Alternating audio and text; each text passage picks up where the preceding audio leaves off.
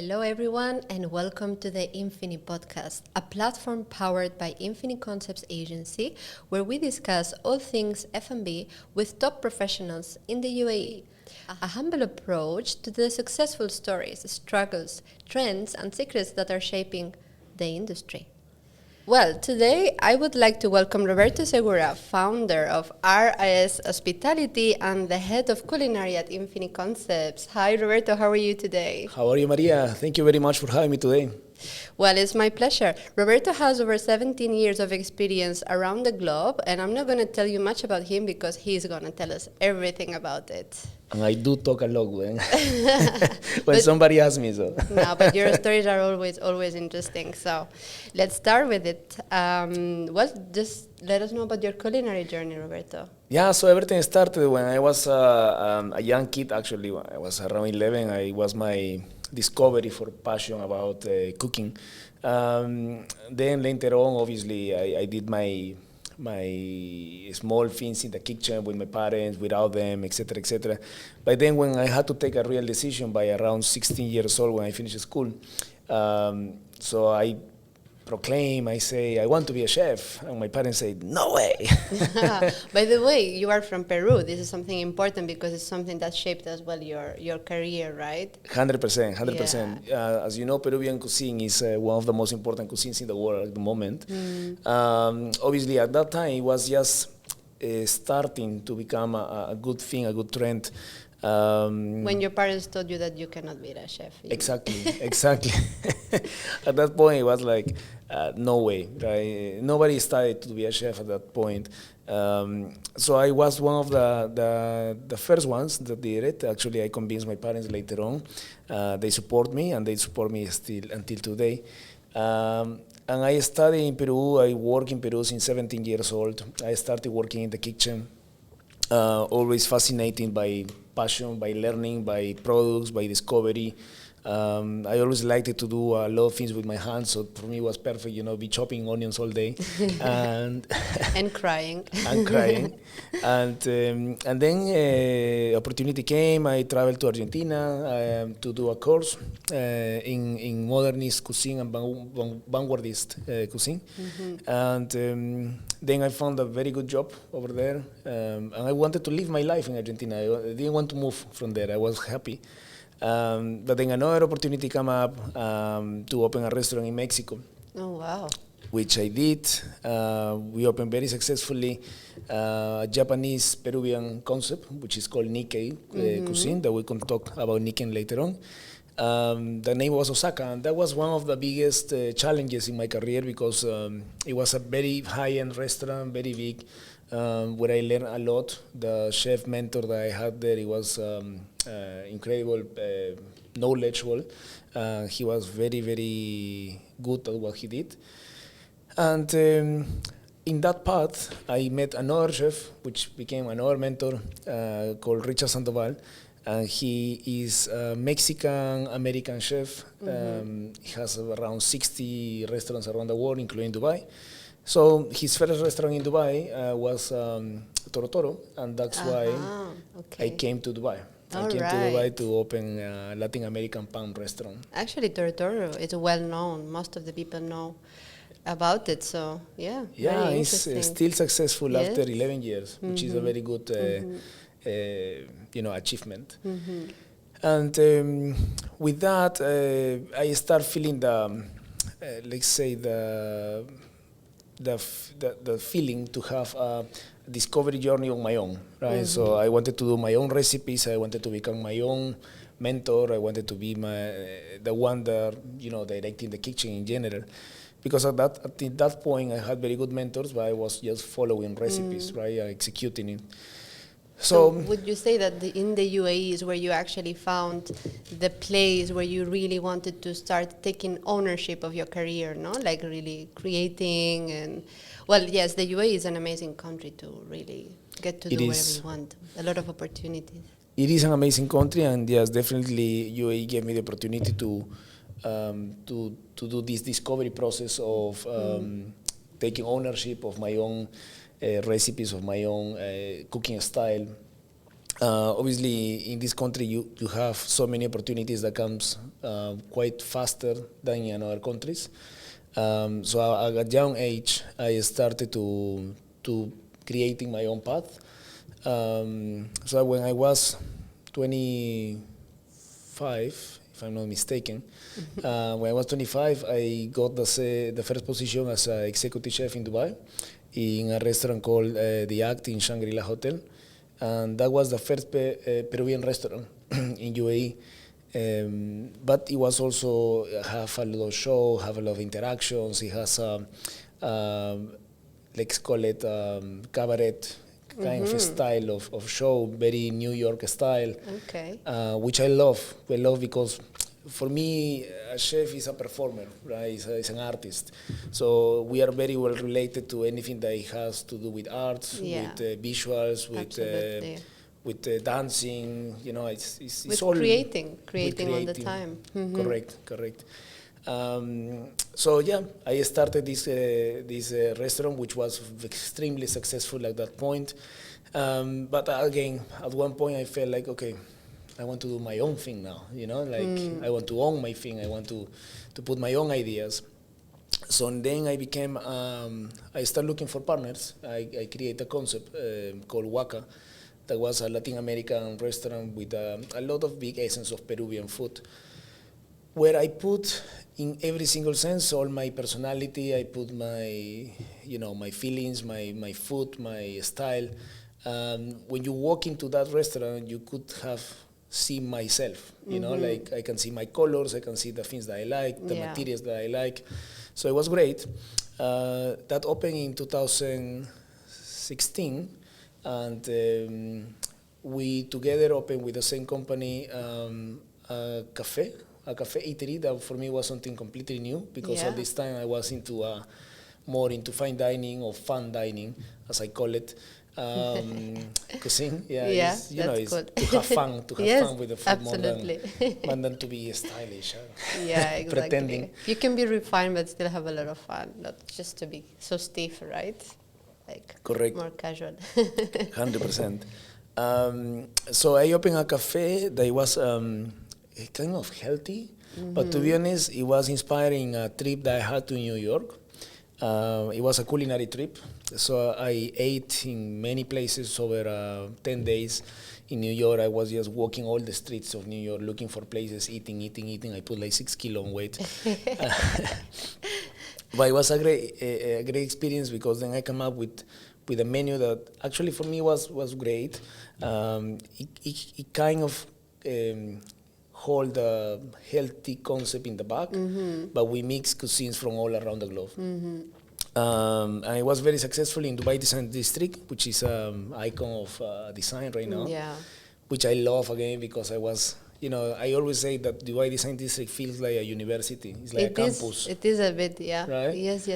Like so many offices and so many people working there, and then when you walk in the streets, everyone is there just walking and eating and having fun. It's like a neighborhood. It feels cool. Yeah, like a campus, absolutely. And some of the coolest companies are there, right? Big companies, big creative companies as well.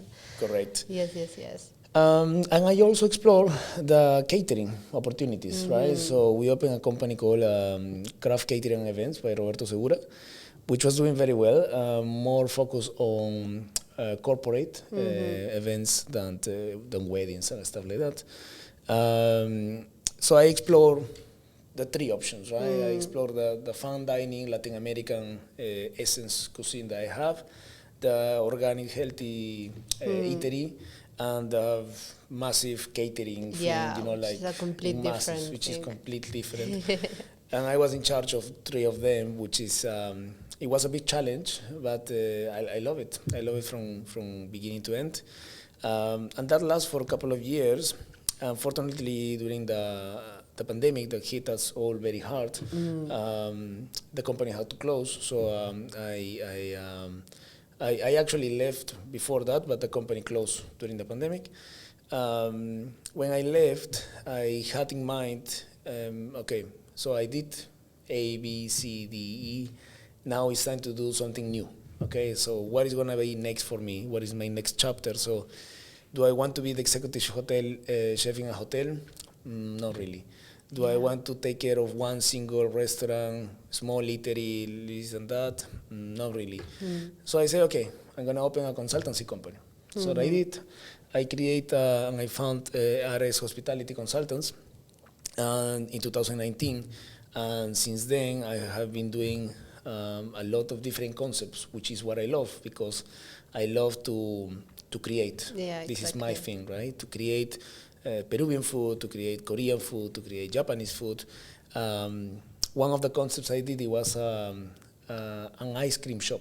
Oh, wow. I didn't know that. Which one? It was called Ola. It's called Okay. Ola in La Mer. Okay. And it was, for me, an incredible discovery journey, because I am zero in pastry. Like, I know how to do brownies, and that's it, right? Well, by the way, most of the chefs are the same. You know, like they love cooking, and then when they come to pastry, like, oh, no, I don't do that. Right? It's a common thing in chefs, right? You know, when you see me opening a gift, okay, a box, you will see I cannot be a pastry chef, because I just destroy the box, because I have no patience to open it, nicely. Yeah.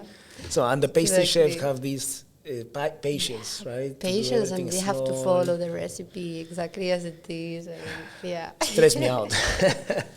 So I learned, and that was the motto for my company. It was to learn more, to put it more in practice, to become a better chef with more knowledge in general. Yeah. Obviously, I love Peruvian food, but if I wanted to do Peruvian food only, I would have being a very small niche, which Yeah. is good sometimes, but for me it didn't work at the time. For No, me as a it was, consultant, you need to cater to all different profiles of people, different Correct. concepts, right? So, correct. And I think one of the greatest things that I achieve being a consultant is to have confidence in myself. Which is very important. Which is great. It's very, very important, because when you are dealing with, like say in a restaurant, you are dealing with your boss, which is, the general manager of whoever it is, and then that's it, right? You deal with one person, that's it. As a consultant, you have to become a salesman, you have to become your own manager, and you have to deal directly with the owners. And if you don't trust yourself, Exactly. you're not going to be able to sell it. Exactly, and you Yeah. have to convince the owners that you are good enough for them to hire you to do the restaurant. So it teach me not only to cook more food, but also to grow as a person, which was a very important thing for me. Luckily, in 2020, I met by chance, actually, doing a consultancy with David Lascarret, who is the founder of INFINI Concepts. And we have met before, and we actually talked to do a concept together as a consultant. But it didn't happen because of the same reason, because of the pandemic. So a client approached us, both of us, without knowing we know each other. Right? Oh, wow. So I remember he had a meeting with a client, and I arrived early to my meeting with the client, and I saw him having a meeting with the client that I'm going to meet after that Yeah. for the same concept, right? So I laugh and I say, I approach them to the table directly, and I say, listen, guys, we're having a separate meetings. We better have one single meeting and we do it together. Exactly. Well, that's good. Confidence again there, right? Confidence again. Yes. We all laugh. At the end, the concept didn't happen, but we become in contact again with David. He And called me. so many things happen afterwards. Right? Yeah. So many things. So he called me one day and said, Chef, I have this project. I want you to come on board. Come tomorrow, meet me, blah, blah, blah. You know how it's David, right? And I say, okay. So since then, I'm being head of culinary of INFINI Concepts, which is, I think is the best experience that I have in general in my career. Right? I can have ownership. I can have my culinary talent. I can have the tools. I can have the people to support me in any sense. And I'm really happy. I'm really happy with them since you have a lot of fun, which is I have a something lot of that you fun. want to do. I have a lot of fun. There are people working in the company from different nationalities, and we all have something in common, which is passion. Yes. We are passion-driven. We are dreamers. We are creative. I love our discussions on the table of creative things. They're full of passion. Full right? of passion. And since then, yes. So I've been doing both things. I have my consultancy company, which is RS Hospitality Consultants, and I have the position of Head of Culinary in INFINI Concepts. And I also do private events, private dining, but very exclusive, once a week or something like that, with a set tasting menu that it cannot be changed. And it's actually of Peruvian food. Exactly. Just to keep in contact with my roots. Well, it seems that you are very busy because obviously you are a family man, you have 2 kids, right? I do. And I mean, I always say, like, whoever doesn't allow time to do things is because they don't want. I mean, I can see you having time for your family, you having fun to go out with your wife and have dinner, you having time to come and have fun with the team. I mean, how do you do it? So, to be honest, Maria, in 2019, when all this pandemic happened and the financial crisis came and everything, something happened in my life that it made me realize about many things. One of the things that I believe it was more important until today, than I keep proclaiming to all my staff and I keep telling to all the people that I know, is stop wasting time. That's a big thing. Yeah. You cannot believe how much time I have wasted in my life. Oh yeah, I can relate to that. Trust me. When I was listening to your story, it really resonates with me because also in Dubai I found what I wanted to do, but it took me 3 to 4 years, you know. And then I'm like, oh my God, I just wasted so much time. I cannot do it anymore, right? So absolutely. At the moment that you stop wasting time, then you realize you have a lot of time. Yeah. It sounds super easy, right? But it is actually very difficult to achieve. Waking up early, exercising, meditating, working the times that you should work and no, extra killing yourself. Yeah.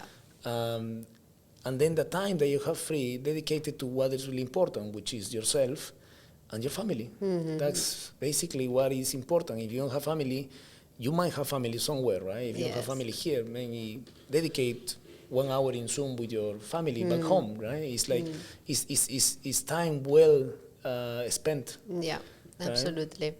So they say every travel is well spent, right? Every trip that you do is money well spent. It's the same. You're spending money on experiences, right? You're spending time on experiences with the people that you love and the people that bring you some type of joy, right? So correct. Absolutely, I agree with you 100%. Thank you for sharing a lot of your personal life. I think it's very inspiring, and again, I would like to mention that the fact that it takes some time to really find what you want to do in life and how do you want to do it, right? And there is no right or wrong on changing jobs or exploring different cuisines, because at the end the destination is to be happy with what you can offer, right, as a professional, and that's something that many people struggle, a lot of young people. So I think this is very inspiring. So now we want to hear more about your cuisine. So as a Peruvian national and being Nikkei, Japanese, Peruvian cuisine, your specialty. Just tell us a little bit more, and I would like to know as well, why do you think Japanese cuisine is so trendy? I mean, why everybody loves it? Okay, so 2 things. First, like obviously for me, being Peruvian is for a Brazilian playing soccer. For Peruvians, we cook, right? So it's easy as that. It's not so complicated to understand. Peruvian food. It's in your genes. It's in our genes, correct. It's in, even though my mother doesn't know how to cook. Well, I am Spanish. I don't know how to make paella, so it's fine. But that's something that came naturally in our genes, as you say. We grew up eating well. Right, that's why it's very difficult to have a 6-pack in Peru. But we grew up eating well. I mean, I'm feeding my kid that is 3 years and something. with ceviche, with raw fish and with truffle and caviar and stuff like that, because I want him to understand and to grow up with a very palate, fine palate, with a, as David said, with a finesse, in your palate, because that is honestly something that I have and I cannot be learned. It cannot be learned. I didn't learn how to cook in the cooking school. I learned how to cook because I learned how to eat. Exactly. Which is the first thing. Because you wanted to create these flavors, right? Exactly. To create these experiences. Exactly. Yeah. So as a Peruvian was a very big thing to cook, because it's it's there. The ingredients are there. The diversity of ingredients and the flexibility that the cuisine offers you to do and create so many things is incredible. It's immense. Then the Japanese part come on top. Honestly, everyone don't understand why Nikkei cuisine is so popular, why they are eating makis with Peruvian flavors. And they say, yeah, actually combined good is a good combination. Someone creative just did it like 5 years ago. No, the marriage of both cultures happened 500 years ago. Immigrants from Japan arrived to Peru looking for better opportunities. With the first shipment that arrived is called Sakura Maru. And they arrived almost 300 people from Japan. When they arrived, they discovered that they didn't have the ingredients that they are used to it. And Japanese people, they are very strict with their diets. Yeah. Right? They really like to eat as well what they really like to eat. So there were no rice, there were no soy sauce, there were not a lot of things that are part of different fishes. So they start bringing those ingredients in the next shipments, and they start to grow those ingredients in Peru. And today, what happened is that those two cultures marriage, and Japanese people teach us how to use their ingredients and how to cut the fish, how to do the techniques, because Peru is very big in fish as well, in seafood. But we didn't know the knowledge of how to eat it, right? And then Peruvian food, Peruvian people add the flavors. The flavors, top, right? Yeah, and the fun, flavors for and sure. the combinations and the fun and the salsa. Yes, exactly. And so now, even now, when you go to Peru, you will never find a Japanese restaurant that says Japanese cuisine, never. So it's always Nikkei, right? It's a Nikkei restaurant, which is fantastic. It's very, very big. I have more than 10 years experience on Japanese, I have more than 10 years experience in Nikkei cuisine, which is a mix of Japanese Peruvian products. And I cannot be more fascinated. I just love it. Yeah. I can eat that every day. I can cook that every day. And it's endless, the possibilities of creations that you have. Every day you can create something new. And talking about Japanese, in essence, Japanese cuisine, I personally believe today is the most important cuisine in the world. Is the more recognized cuisine in the world. In 2011, actually, Japanese cuisine took over French cuisine, having more Michelin star restaurants with 3 Michelin stars in Japan, which until today is the case, right? With food that look much more colorful and different, right? Correct. Correct. And the technique is incredible. The technique that you have, the quality of products that you have. In Japan, there is something that is called shun, and it's basically, it doesn't have an exact translation, exact meaning in English, but you can compare it to seasonality. Okay. And shun means the chef is looking for something that is specifically available on that particular time of the year. Yeah. Right. So it's amazing the effort that the chefs in Japan and around the world, and even I try to implement that shun into my menu, bringing what is available from Japan, trying to keep it traditional in that roots, right? Yeah. So yeah, we can talk about Japanese cuisine all day, but I think we need to move forward. So then, no, don't worry. But then, so this is the word that is always there is umami, right? Yes, So umami. what is umami? So umami is the next level of flavor. So Yeah, it's, exactly. so you have sweet, you have salty or savory, you have bitter, and you have acid, right? Sour, yeah. So sour. So you have four main elements of flavor. So when you drink miso soup, for example, and I tell you, okay, which one of those four are? You will be like, I don't know. Yeah, you don't know. Exactly. Yeah, because all of them are kicking in, right? Exactly. So umami is the fifth element of flavor. Basically, what do? We have been eating umami since ages, since the beginning of the times, without even knowing it. So today, we as chefs, we look for that fifth element on our cuisine. We look for that confusion of flavors in the food. And there are very specific ingredients that have this particular umami in a very concentrated levels, which are, for example, fish bones. There is soya sauce. Yeah.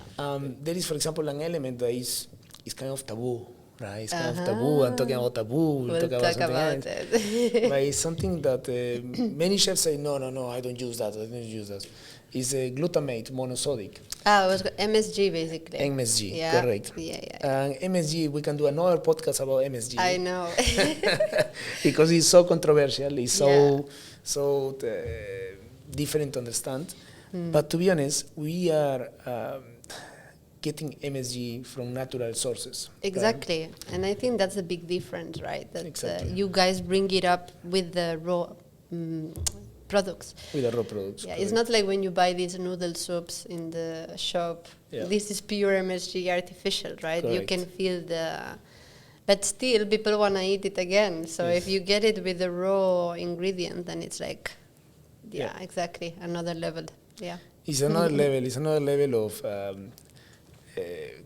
flavor, explosion of flavor. It's, even though it's not intense like in Latin America, it's something that confuses your palate, you know. And what the MSG actually does is to open your papillas gustativas. Okay, How do yeah, I say okay. that? Open your All right. your flavor glandules. Okay. Okay.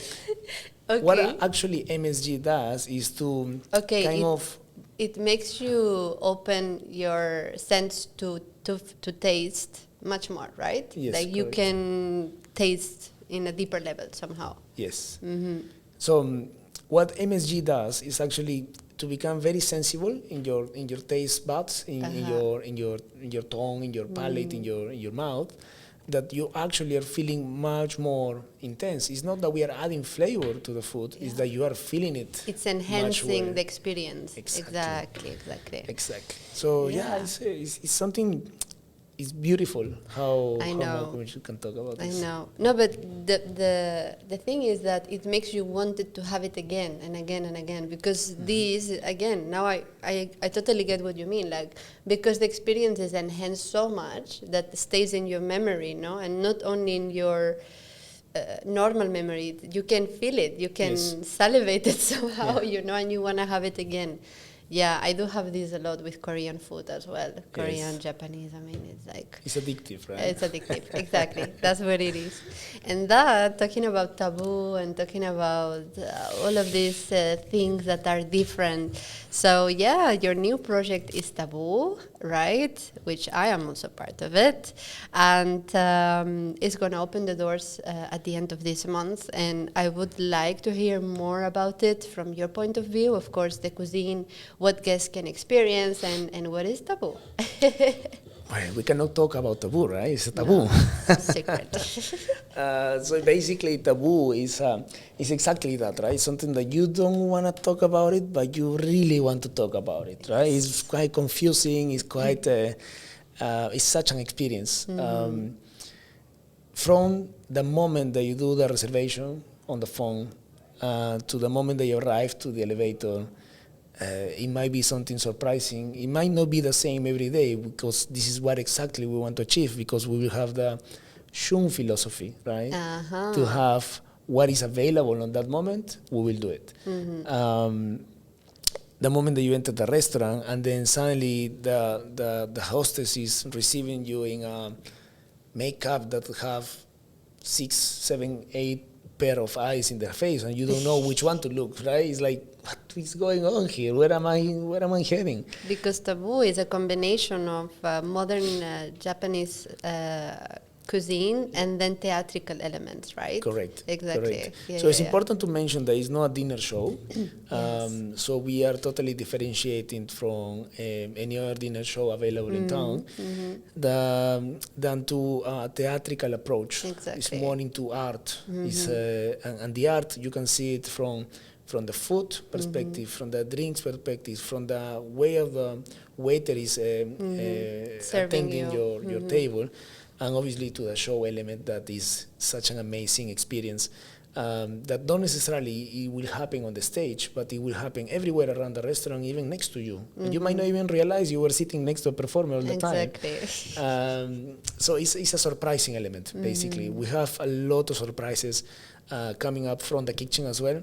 We have prepared around 10 dishes that it has different elements of interactions with the guest.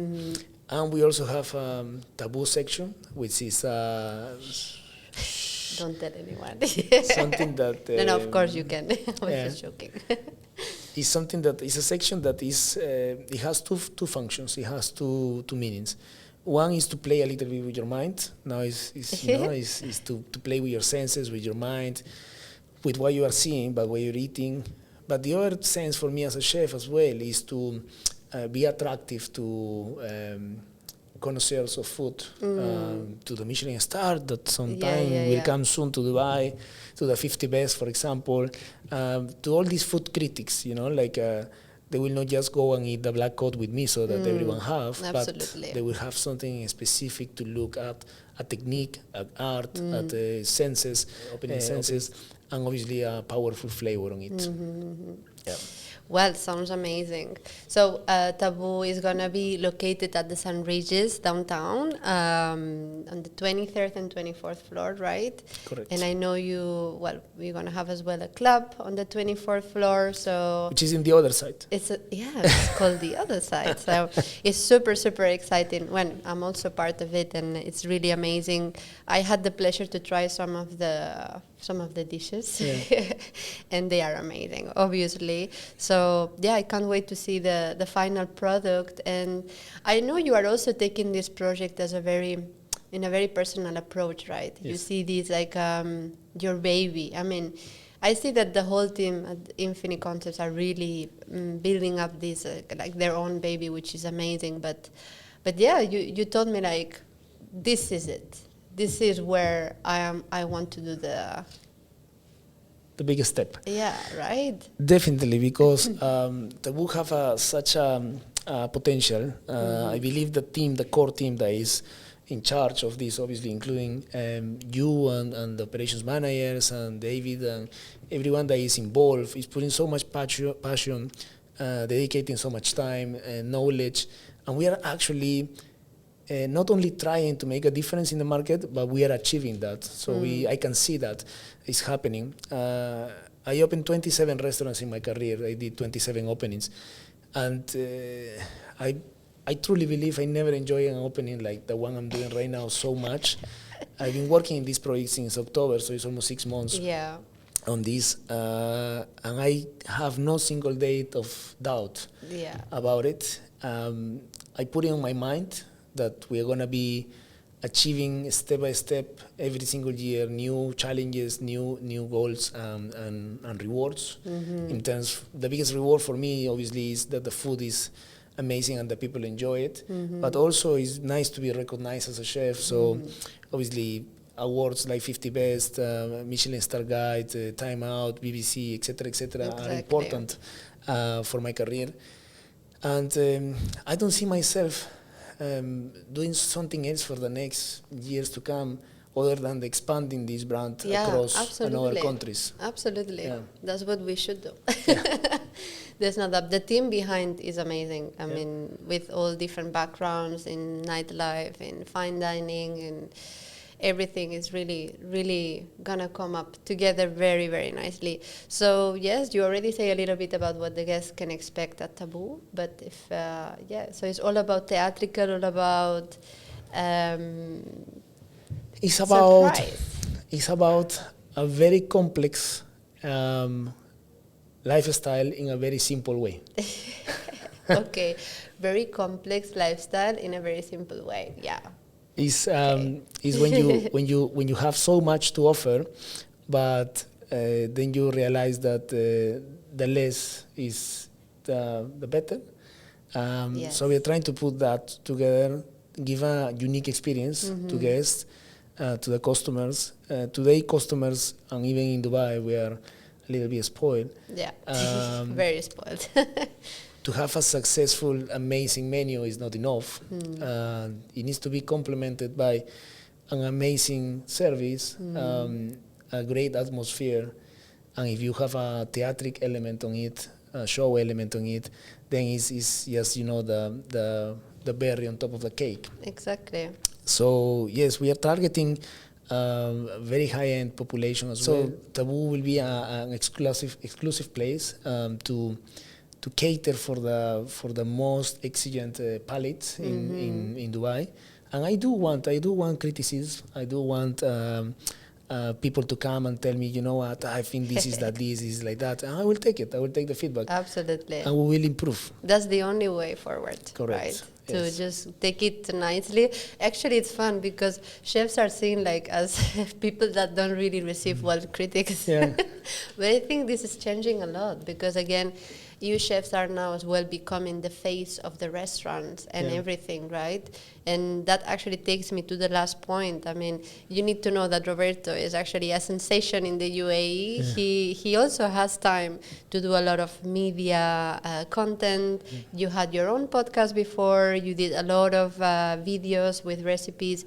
And you did actually one of the taste series with Dubai Tourism as well. The Tastemakers. The Tastemakers, which was a very nice video that talks about your story and how you actually allows your personal time for everything, right? So we highly recommend you can check it out in YouTube, right? And so, yes, how do you do? What do you advise to young people? And I mean, you really, again, confidence is one of the main things, but you really are building your own brand very nicely. So yes. How did you do it? So there is self-marketing. To be able to do self-marketing, you need to be self-motivated. Yeah. So it sounds weird, but just go in front of the mirror and tell yourself how much you love yourself. It's not weird. It's true. There is no one here to tell you how important you are and how good you are and how beautiful you are other than yourself. In Spain we say you don't have a grandma every day to tell you how good you are, right? That's true. And I was telling the other day the guys in the training that's another thing. We are dedicating 2 weeks to train the staff of Taboo only on knowledge because it's very important. And I was telling the guys that sometimes I was telling the kids, but I was telling the guys, my mother motivated me all her life. Like even when I was doing something wrong, she was telling, "Oh, my kid is so good." So my mother is not here, right? It's not here with me physically. So I have to be my mother for myself, right? I have to be the one telling me how good I am. And stop looking for, and this is for young people, stop looking for acceptance from others. Stop looking from, oh, shall I wear this? What will they say in the party? Or how I'm going to look in Instagram? Or how I'm going to do this and that?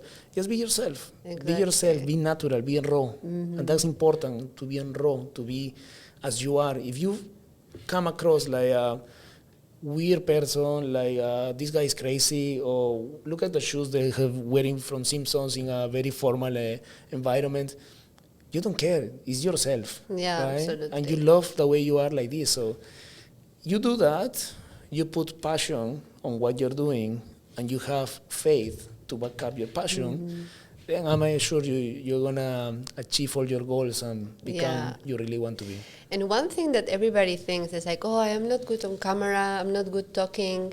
It's all about practice. I mean, if you don't practice, you will not become good. Some people, of course, you have some natural talents, you're a better talker or everything, but neither any of us, both of us are English speaker, but here we are, recording a podcast in English. So again, like removing all these boundaries in your life, and making everything happen. Because again, we are from another country, but we are still making an effort, and I'm sure you are all really enjoying this interview. So that was the main thing, right? To have fun and to deliver a content that is fun. So, yeah.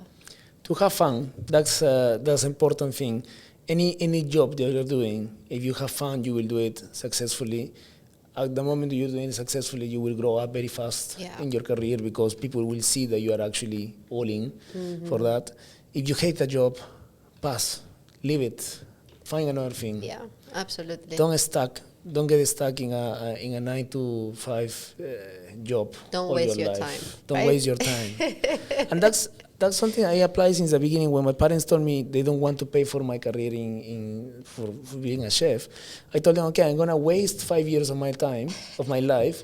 I'm gonna go to university, as you want me to be. And then when I finish university and I have money to pay my career, I will go back to be a chef. Yeah. So you're gonna make Becky waste 5 years of my life. So I'm happy that you took ownership of what you wanted to do, which is something very difficult when you are young, right? 100%. And that took you where you are now. That's amazing. So just to wrap up the podcast, what is your motto in business? I just said, follow your passion and back up your passion with faith. Okay, beautiful. You already gave some advice to young generations, but if somebody wants to achieve what you did or even better or different, what do you recommend as a chef, as a young chef that wants to success? So there are key elements as a young chef. Today we're in a generation that everyone wants to become Gordon Ramsay in one day, right? So they finish school and they say, oh yeah, I'm a chef. Yeah, you are a chef in title, but what are you doing here? Yeah, absolutely. And I have so many people that fail because they finish the school and they open a restaurant because they have the money to do it. But they have no clue how to manage. Yeah. So for me, it's all about practice. Even if you have the money to do it, don't go and throw yourself into open an own business right now. First, have the knowledge on how to operate the own business. Yeah.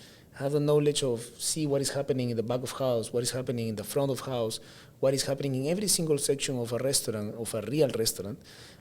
Practice. Suffer the struggles, right? Yeah. Be self-disciplined. Have self-discipline. Wake up early in the morning. There is this book that is called the 5 a.m. Club, which I try to do it, but still 5 a.m. is quite challenging.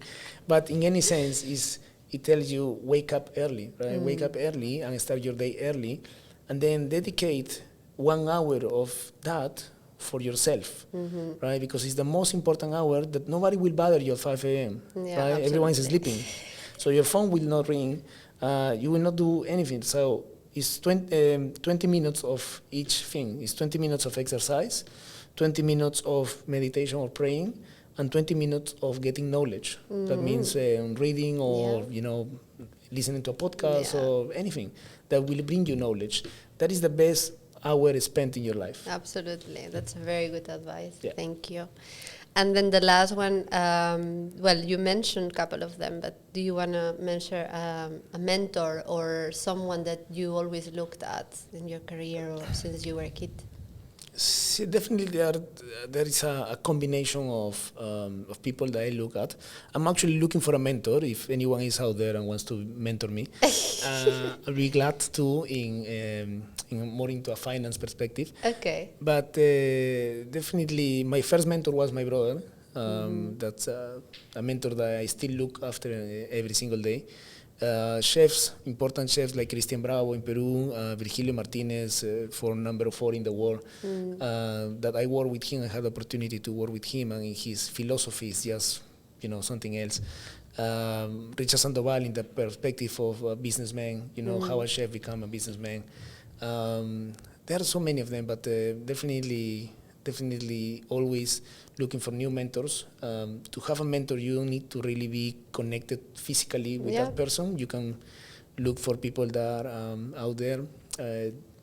Down Johnson, for example, The Rock, is a very inspiring person. Will Smith is someone that I follow every day. I read as much as possible about him. I like his lifestyle, his philosophy of life, and everything what he does. The writer of Rich Dad Poor Dad, Robbie Jr., is just something to look after as well. So it's different perspectives in life. I have different people that I look after. Yeah. Again, trying to find the balance between all the aspects of your life, right? Like Correct. Your professional career, your personal career, your spiritual part. So. Excellent. Thank you so much. I think you give us a lot of tips to young generations and also to chefs that are already working and they're working already and sometimes they might feel they are not doing good enough or they want to change. So here you have an inspirational story to look at. And actually for chefs that are already chefs, like executive chefs and managing kitchens, chefs, there is life outside the kitchen. I know we love to be in the kitchen, but if we spend 12, 15, 16 hours in the kitchen, we have nothing else to do.